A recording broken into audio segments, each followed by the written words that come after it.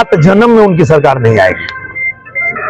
ये अगर इस किसी भ्रम में कोई अधिकारी हो, कोई नेता हो, कोई आदमी हो कि 7 जन्म में नहीं आएगी, ये मैं बता रहा हूं आपको, तो इस भ्रम में ना रहें, क्योंकि देश की जनता ने ये जान लिया है कि किसी प्रधानमंत्री के बेटे को, किसी मुख्यमंत्री के बेटे को ये देश चलाने का हक नहीं है। इस देश को चलाने का हक देश की जनता के हिसाब से है।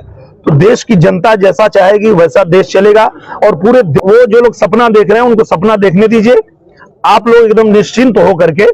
मुझे लगता है कि उनके पार्टी की जो तुष्टीकरण वाली राजनीति है वो उससे पूरा देश जानता है, पूरा देश को पता है कि वो कैसी राजनीति करने वाले लोग हैं।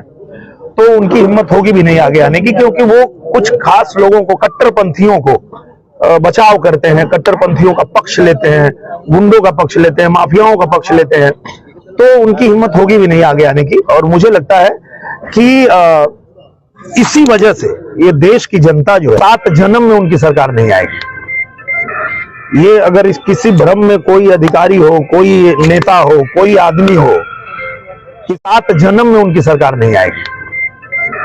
ये अगर इस किसी भ्रम में कोई अधिकारी हो, कोई नेता हो, कोई आदमी हो कि 7 जन्म में नहीं आएगी, ये मैं बता रहा हूं आपको, तो इस भ्रम में ना रहें, क्योंकि देश की जनता ने ये जान लिया है कि किसी प्रधानमंत्री के बेटे को, किसी मुख्यमंत्री के बेटे को ये देश चलाने का हक नहीं है। इस देश को चलाने का हक देश की जनता के हिसाब से है। तो देश की जनता जैसा चाहेगी वैसा देश चलेगा। और पूरे वो जो लोग सपना देख रहे हैं उनको सपना देखने दीजिए, आप लोग एकदम निश्चिंत हो करके।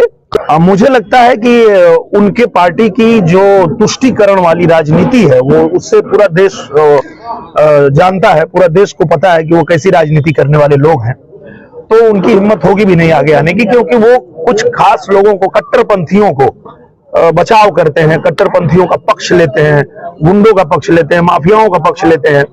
तो उनकी हिम्मत होगी भी नहीं आगे आने की। और मुझे लगता है कि इसी वजह से ये देश की जनता जो है 7 जन्म में उनकी सरकार नहीं आएगी।